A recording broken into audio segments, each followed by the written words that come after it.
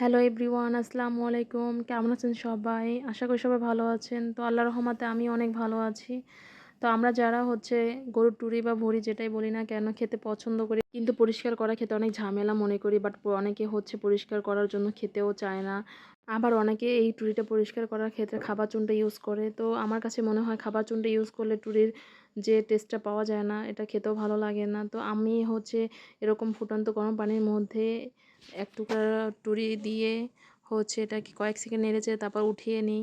এইভাবে আমরা পরিষ্কার করে থাকি। দেখেন হাত দেওয়ার সাথে সাথে কত সুন্দর উঠে যাচ্ছে। আর এটাকে আমরা চামিচ কিংবা বটি দিয়েও পরিষ্কার করে থাকি। তো এইভাবেই আমরা টুরিটা প্রতি বছরই কোরবানি ঈদের যে টুরিটা সেটাই পরিষ্কার করে থাকি, বা কখনো যদি আনা হয় বাড়িতে তো সেটাও এইভাবে পরিষ্কার করি। তো আপনারা যারা টুরি পরিষ্কার করেন তারা এই প্রসেসটা ফলো করবেন। অবশ্যই আপনাদের টুরি পরিষ্কার ক্ষেত্রে কোনো ঝামেলা মনে হবে না। তো দেখেন কত সুন্দর উপরের যে ময়লা কালো চামড়াটা সেটা উঠে যাচ্ছে।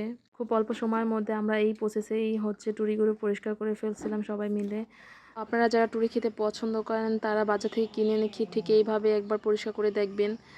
তো আপনাদের কাছে কোনো ঝামেলাই মনে হবে না। দেখেন এরপর এক এক করে আমরা এইভাবে টুরিগুলো পরিষ্কার করে নিয়েছি। দেখেন তারপর বটি দিয়ে ভিতরে যে ময়লা অংশটা লেগেছিল সেটাও কেটে কেটে ফেলে দিয়েছি। তো এখন আমি টুরিগুলো পরিষ্কার করে নেব পানি দিয়ে। তো যাই হোক, আমার ভিডিওটি যদি ভালো লাগে অবশ্যই লাইক কমেন্ট অ্যান্ড শেয়ার করবেন। টাটা, বাই বাই, আল্লাহ হাফেজ।